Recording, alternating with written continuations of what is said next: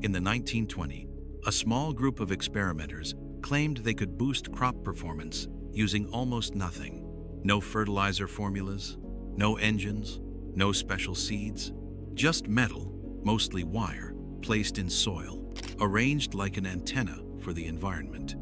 And the weird part isn't the claim. The weird part is the paper trail. There are patents describing the setup. There are photos circulating from that era. There are records that a British committee took the topic seriously enough to investigate. Then it fades out. No famous takedown. No definitive, "We tested it and it failed" headline. Just disappearance. So here's the question. If it was pure nonsense, why didn't it die loudly? Why did it die quietly? Because quiet deaths usually mean one thing. Not impossible, but inconvenient. New addition, mental reset, sharper framing. And remember, the claim isn't copper is a fertilizer. The claim is copper changes the system. That's a different kind of problem. A name that shouldn't be this hard to find. The central figure tied to this story is usually listed as Justin Christoflo. He isn't remembered like the big industrial inventors. He's not in standard agriculture textbooks. You'll often see his name misspelled, mistranslated, or reduced to vague forum references. That alone is telling, because he wasn't hiding, he was publishing. Christoflo was a farmer first, an obsessive builder second. He didn't approach this like a lab scientist. He approached it like someone trying to make land behave differently. His core belief was simple. Plants don't respond only to chemistry in the soil. They may also respond to energy conditions around them, especially electricity in the air and ground. So he built devices to test it. Rods, coils, plates, and wire arrangements planted into fields and gardens. Not to power plants like machines, but to change how plants interact with their environment. He kept testing until he was confident enough to file a patent. New addition convergence pattern, not long, and it wasn't just him. Similar experiments appear in other countries around the same era, often with different names and different setups. Same theme, conductive material near crops, unusual vigor reported. Why? The patent that anchors the story. On the 26th of October, 1925, Christoflo submitted a patent application in Switzerland, describing a system intended to collect atmospheric electricity and direct it toward crops. Old patent language can read strangely. Some modern transcriptions make it sound like nonsense, but the concept is consistent across descriptions. No motor due, no fuel, no plug-in power. A passive setup meant to use a natural electrical difference between sky and grounder. This matters for one reason. A patent doesn't prove effectiveness, but it proves intent and specificity. It's an official timestamp that says, this wasn't just a campfire story. It was formal enough to file, describe, and preserve. And Christoflo's framing wasn't, I invented electricity. It was, electricity is already there. My device helps plants use it better. If he was wrong, you'd expect the scientific world to crush it publicly. Instead, it drifted into the shadows. New edition, Why Patents Matter. Short and useful. Also, patents are expensive and public. Filing one is usually a sign the inventor believed the method could survive scrutiny, not that it would sound cool. The photos, too good, too messy, too persistent. Around the same period, photographs circulated showing unusually tall corn and oversized vegetables, plants that looked too healthy, too large, too thick. Some images were printed in magazines and local newspapers. Some were reprinted later in pamphlets. And yes, photos are not proof. Photos can be staged. Angles can exaggerate. A single trophy plant can be selected out of hundreds. That's real. But here's why the photos matter anyway. They didn't exist alone. They were paired with repeated claims of abnormal performance, stronger vines, larger leaves, heavy yields, and they attracted attention outside Christoflo's circle. Enough attention that Britain took notice. New edition, what would count as real evidence. If you wanted to validate those photos properly, you'd need the boring stuff. Replicated plots, weighed yields, soil conditions, and multiple seasons. And that's exactly what the historical record doesn't clearly show. Not that it was disproven, but that it wasn't finished. Britain didn't laugh immediately. In the early 20th century, people were obsessed with electricity. It was the new frontier, and agriculture wasn't isolated from that cultural moment. Under the British Ministry of Agriculture, an electrification-related committee began tracking claims about electricity and plant growth. Labels vary depending on the source, but the point stays the same. There was formal interest. By the early 1922, they were collecting harvest records, field photos, witness accounts, device descriptions, observations from visits to farms. Their job wasn't to promote it. Their job was to see if there was anything real behind the claims. And the most unusual part of the whole story is this. The topic didn't end with a widely known debunk. It ended with the lights turning off. And again, failed ideas usually get humiliated in public. This didn't. It just stopped being talked about. That's why this story sticks. New edition, emotional weight, without fluff. Because silence is not a conclusion. Silence is what happens when a question becomes inconvenient to keep asking. The one piece of physics that makes this plausible. Here's what early researchers were leaning on. The atmosphere and the ground exist in an electrical relationship. On many fair weather days, there's a stable electric field. The air above is typically positive relative to the ground. The ground is negative relative to the air. Popular explanations often cite a rough figure like to 100 volts per meter, though it varies with weather, humidity, aerosols, and local conditions. It's not a thunderbolt. It's not a jolt. It's background electricity, quiet, constant, and real.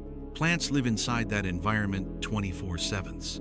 Leaves and stems hold moisture films and ions. Roots sit in soil full of charged particles and electrochemical reactions. So the plant is positioned in a field where gradients exist. That doesn't mean you charge a plant like a phone. It means the plant exists in a world where electrical conditions can influence chemistry and biology. And that's not speculation, because plants also use electricity internally. New edition, plain English takeaway. Simple version, plants grow inside a natural electrical environment, and they already react to tiny signals. So it's not crazy to test whether conductors change anything. Plants already use electrical signaling. This is the part most people don't know. Plants send electrical signals. When a leaf is damaged, signals propagate through tissues. Plants coordinate defense chemistry, growth changes, and stress responses through electrical and chemical messaging. Terms you'll see in plant physiology include action potentials and variation potentials. This isn't fringe content. So the logic chain early electroculture pioneers followed was basically, plants have internal electrical signaling. Plants exist inside an external electrical environment. So changing that external environment, even slightly, might change behavior. Not by magic, by nudging a living system. That's why a simple wire could matter. New edition, keep it practical. And if you've ever seen a plant stall despite decent nutrients, you already know the limiting factor isn't always fertilizer. Sometimes it's stress signaling, root health, or microbial function systems, not ingredients. So what would a wire actually do? A wire in moist soil becomes part of an electrochemical zone. Soil isn't inert. It's a crowded environment of microbes, minerals, ions, and constant redox reactions. Roots push chemistry around them. Microbes transfer electrons. Minerals oxidize and reduce. Place a conductor in that system, and you can alter microcurrents and gradients. Not with a dramatic zap, more like changing resistance paths in a wet, charged environment. Here's the simplest way to say it. The wire probably doesn't add new power. It may change how efficiently the system moves what's already there. So sometimes the soil test doesn't change, but the plant behaves like access improved. That also explains why results could be inconsistent, because the effect would depend on moisture, microbes, minerals, organic matter. Basically, whether the soil is alive enough for the system to respond. That's a system-level effect. And system-level effects are hard to sell. New addition. Add copper reality. Important and useful. One more key detail. Copper is a micronutrient, but it becomes toxic at higher concentrations. That's why these historical methods often used copper as a solid conductor rather than dissolving it into the soil. If the metal stays mostly intact, you can influence conductivity without turning the root zone into a copper supplement. New addition. Useful caution without fear. So if someone tries this today, the goal isn't add copper. The goal is add a conductor. Thin wire, small amount, passive placement, no copper salts, no powders, no dumping scrap metal. Why spirals show up everywhere in these designs? Old electroculture setups often used coils and spirals. That detail makes people roll their eyes because spirals get hijacked by sacred geometry stuff online. But coils are also real engineering objects. A coiled shape increases surface area. It can behave differently in an electromagnetic context than a straight rod. It's an intuitive collector shape if you believe you're working with subtle fields. Were all spiral claims correct? Doubtful. But the reason spirals became common is clear. Early experimenters were trying to build passive collectors, simple shapes meant to interact with invisible gradients. And here's something that matters. Similar devices show up in multiple countries, across years, without the creators necessarily coordinating. Different locations, different crops, same type of setup returning. That's not proof of success, but it's a strong hint that multiple people saw something worth testing. And then right when you'd expect research to expand, the world chose a different path. New addition, tight pattern recognition. That's the part people miss. Independent rediscovery. When a weird idea keeps reappearing in different places, it usually means one of two things: shared delusion or a real effect that's hard to explain. The fertilizer era solved a business problem. The shift to chemical agriculture wasn't only about science, it was also about scale. Synthetic ammonia production ramped up. The Haber-Bosch process became central. Fertilizer was measurable, transportable, and repeatable. That's the critical feature. It worked predictably enough to standardize. You can write rules. X kilograms per hectare equals Y expected result. You can teach it. You can sell it. You can repeat it every season.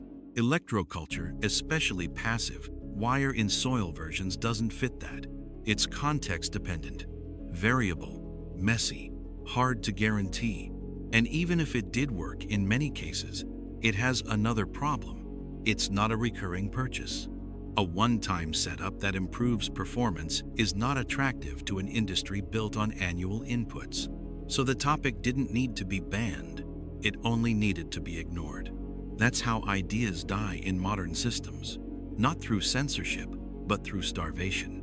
No grants, no prestige, no journal appetite, no academic career path. And eventually, the next generation forgets the question was even asked. New addition, useful context, no fluff. This is also why research tends to cluster around products. Fertilizer trials are easy to fund because someone profits if the result is positive. A passive method with no consumable has no natural sponsor. How something becomes fringe without being disproven. Here's the mechanism. Once an idea is labeled eccentric, serious researchers avoid it, not because it's false, but because it's risky.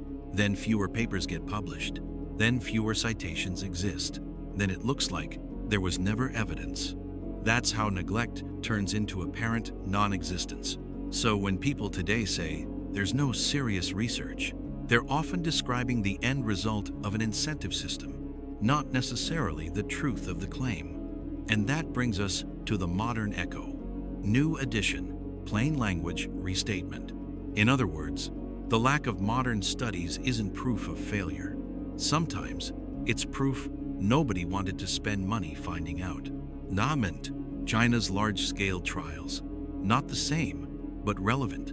In recent years, Chinese researchers reportedly ran large-scale trials, exploring how electrical environments could influence crop production. Some setups used elevated wiring systems and controlled electric fields over large areas. In other words, not the same as a passive spiral in a garden. But the reports are still important because they show the underlying question remained scientifically interesting. Can electric conditions influence yield, pests, and plant health? Reported outcomes in some projects included yield increases around 30% in certain trials, sharp drops in pesticide usage in some cases, farmers reporting fewer pests and stronger crops. You should be cautious with any single number. But the existence of modern institutional trials makes one point undeniable. The question never died scientifically. It died culturally in certain places. New addition, useful separation, fast.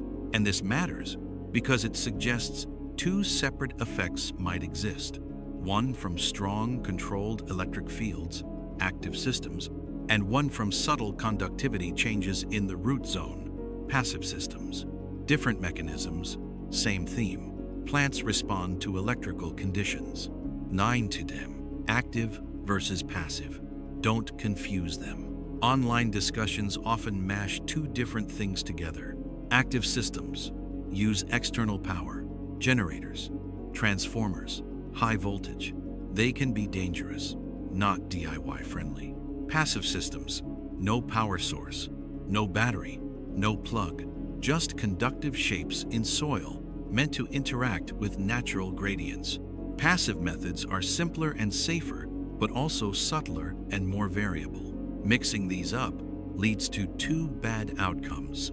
People do unsafe experiments, chasing dramatic results, or they dismiss passive methods because they expected fireworks. So decide what you're actually testing. New addition, useful, practical. If you want a fair test, don't change 10 variables at once. Same soil, same watering, same sun, same variety. Only one difference, conductor versus no conductor. A simple, low-risk passive test. If someone wants to test the passive idea safely, old guides describe a basic approach. Shape metal wire or rod into a spiral hose, at least 3 turns, roughly 520 centimeters diameter. Bury it near the plant, not touching the roots. Place it 10-15 centimeters deep, with part close to the surface. Keep placement consistent across test plants. Some guides insist on north-south orientation with a compass. That detail is debated, but there's no harm in standardizing it if you're running comparisons. Track outcomes like a real test: height, leaf size, flower timing, fruit count, and weight. Signs of disease, how the plant handles heat and dry periods. Photograph regularly from the same angle. The goal isn't to prove a legend. The goal is to see whether the system behaves differently with a conductor in the root zone. And if you do see changes, they'll usually look like resilience, not cartoon-sized crops. New addition, experimental design that stays tight. Best practice, run at least 6-10 plants per group. One miracle plant proves nothing. Patterns across a row do. If you can, weigh harvest per plant and track average. Not the best one. New addition where it's most likely to show up. If there's an effect, it's more likely in biologically active, moist soil because conductivity and microbial activity both increase with moisture. Bone-dry, compacted soil is the hardest place to see anything. Why people call it forbidden. Forbidden doesn't mean illegal. It means incompatible. Modern agriculture prefers tools that are predictable, scalable, standardizable, profitable through repeat sales. Passive electroculture doesn't check those boxes. Even if it works sometimes, it's messy, and messy science is easy to abandon. So the forbidden part isn't a secret police story, it's a system story. A method that reduces dependency will always struggle to get support inside a dependency-based market. New addition, make it sharper, still fair. If the best case outcome is farmers buy less, the system doesn't need to attack the idea. It just needs to never officially validate it. The question that won't go away. So here we are, a farmer inventor files patents. Photos circulate. A British committee investigates. The concept has a plausible physical basis.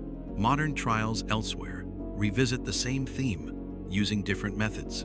Then a long silence, especially in mainstream Western agriculture. If the whole thing was worthless, why wasn't it conclusively crushed? Why wasn't there a clear, famous refutation? Science usually loves closure. So why did this topic get abandoned instead? Some people notice patterns like this by accident. Others never look closely enough.